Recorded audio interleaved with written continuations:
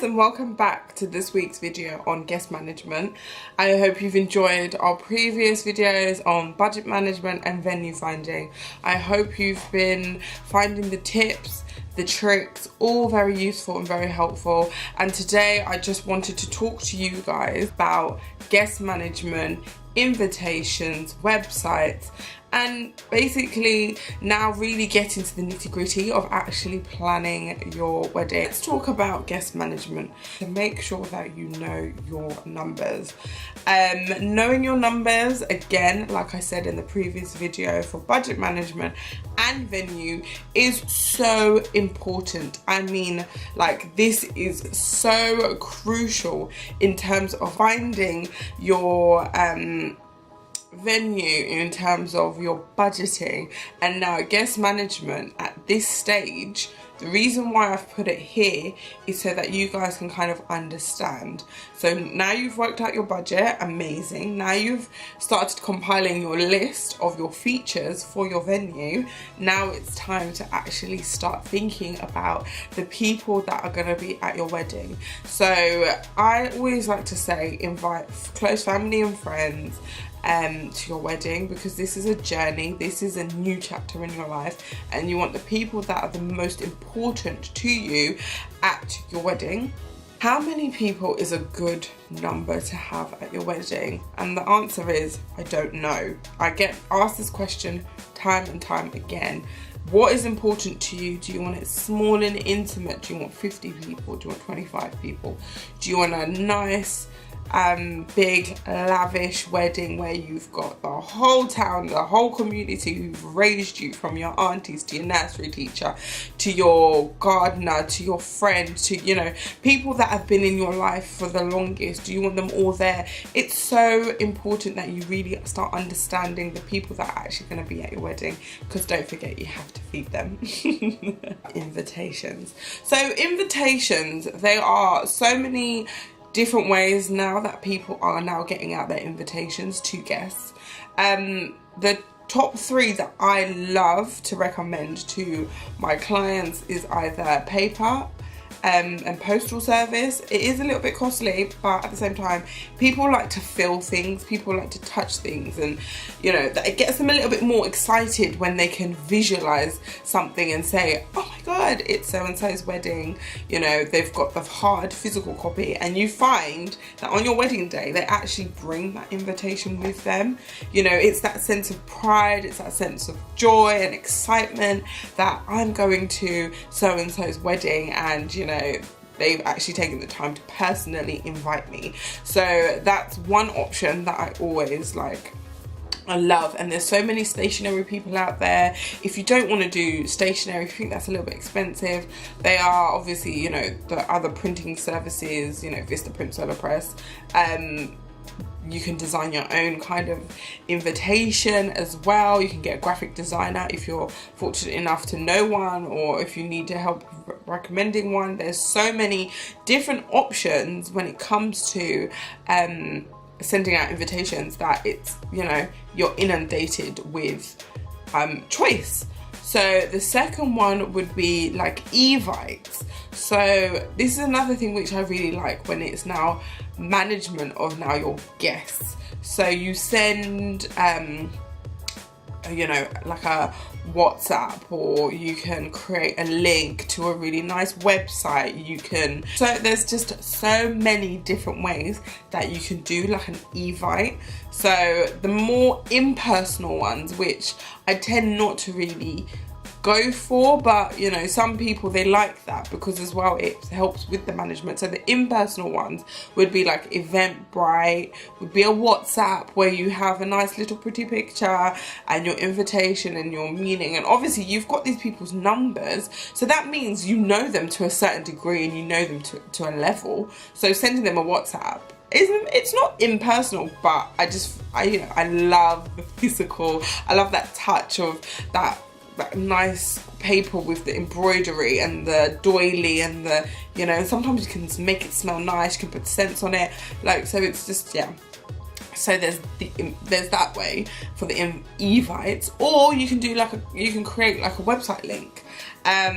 This is like something that's new and up and coming. There are some free ones. I'm not too sure how much like bandwidth you get, so if it's up to 50 people, 100 people, 100, 250 people. But most of them, if it is a website, you would have to pay, because obviously it's a domain. You need to get, you know, all of that kind of registered and stuff. But there are different ways you can kind of create a wedding website. If you are having a pre-wedding photo shoot, you can also do that as well. So that's also something that's really fantastic. So now you've sent out your invitations, right? So you've either done it via paper, you've done it via WhatsApp, you've done it via Eventbrite, you've done it through your wedding website. Now, what do you do with all this information that you've kind of collected? So I like to say to people, RSVPing as soon as possible is great. It is. But don't forget, you're planning your wedding for 18 months, maybe 2 years, 6 months, whatever, in advance. Things change, circumstances happen. So I like to say to people, have 2 RSVP dates. Save the date is obviously the more traditional way that people would send out invitations first. So you've sent out your save the dates. This can either be via email, website, whichever way. So you've sent that. And then now you have the option of saying, okay, I want you to RSVP by. So when now I'm speaking to my clients, I say to them, have 2 RSVP dates. Circumstances change for your guests. You can then manage that and manage those expectations before it's too late. Because the last thing you want to do is pay per head and you've got 50 people missing because something's happened. So rather, you say to them, RSVP maybe 6 months before, right? So you've sent out your invitations and you say, by June 25th, 2020, I want all my RSVPs in. My wedding's in now September, right? So that gives you a good 3 months.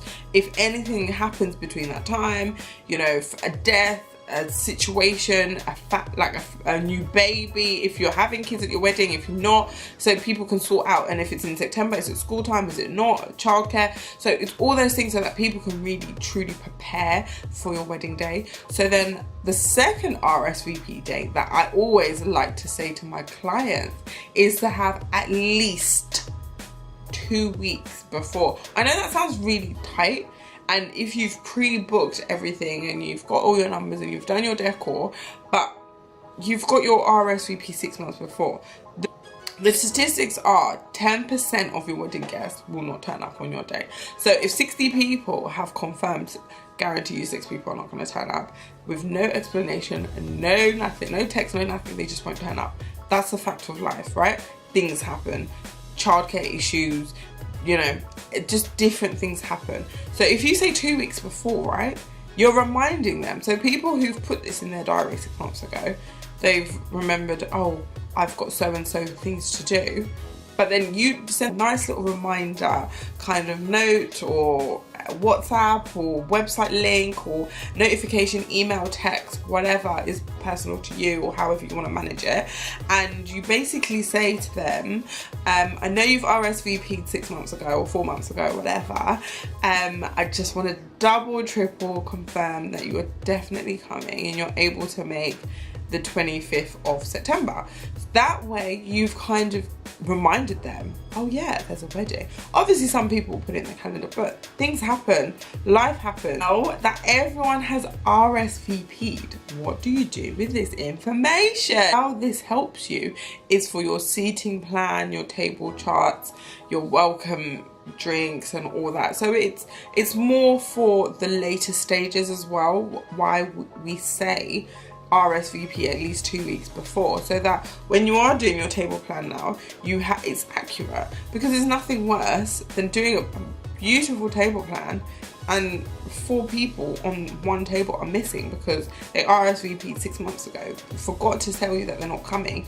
Now you've got to take an empty table. It's really frustrating. So not always, some people even bring people, so you might even have an overflow, a surplus of guests.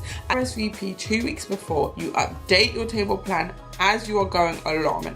Is a contingency plan. I love the word contingency plan because it just makes sure that you've planned and you know what's really going on your wedding day. So making sure that if, say, your mother knows 500 people, which most parents do, and they like to invite people, and these people invite more people, and you're thinking, okay, now there's extra 30 people standing at the door, there's nowhere to sit them, what happened? So it's always good to have a contingency plan. You can say, you know, to some of these guests, as much as I want you to be there during the whole day, please respect our privacy and come in the evening for the evening reception. We're more than happy for you to come and celebrate with us. You know, it's just things like that where you just now need to just put your foot down and say, okay, what's plan A and what's plan B? Make sure you know how many guests are going to be there on the day and how many guests are not turning up. Have a backup plan.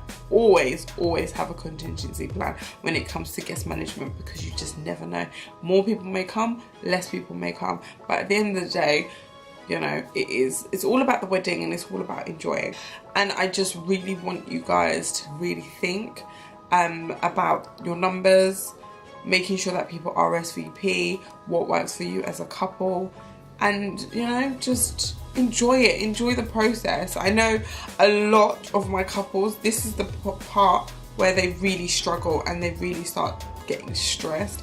It's like who to invite, who not to invite, who can sit where, who can't sit where, can this person talk to that person, and it all becomes such a big palaver. But at the end of the day, you need to realise that this is your wedding, this is your wedding day, and you just need to really enjoy it. You know, management of guests. There are apps out there. I'm not really a fan of apps, only because, again, it's very impersonal, and, you know, I love a good personal kind of experience and journey, and, you know, everyone has different needs and wants, but I genuinely think it has to be personal, it has to be unique to you, it has to be special, and, you know, subcategorizing everything is just hard. But on a side note, a good thing about apps is obviously if it's all under one umbrella, so people can then order their foods if they've got allergies, if they're bringing children and what age. Is like, you know, guest management is so important. Like, all about the marriage, it's all about the love, it's all about the union. Don't get stressed over the smallest bits here, because, you know, it's just protocol, it's just a process. Thank you so much for your love and your support and your emails. Honestly, I'm so grateful, and please continue to like, share, subscribe to the videos. Just keep letting me know what you want to hear about, what you want to know, and if I can do it, I'll do it. Or like some of you, I've sent you some personalized emails with like some little hints and tips and tricks that I like to use. You know, it's a process, it's an experience, and I really just want you guys to do the best. Thank you so much for everything. Honestly, I really appreciate it.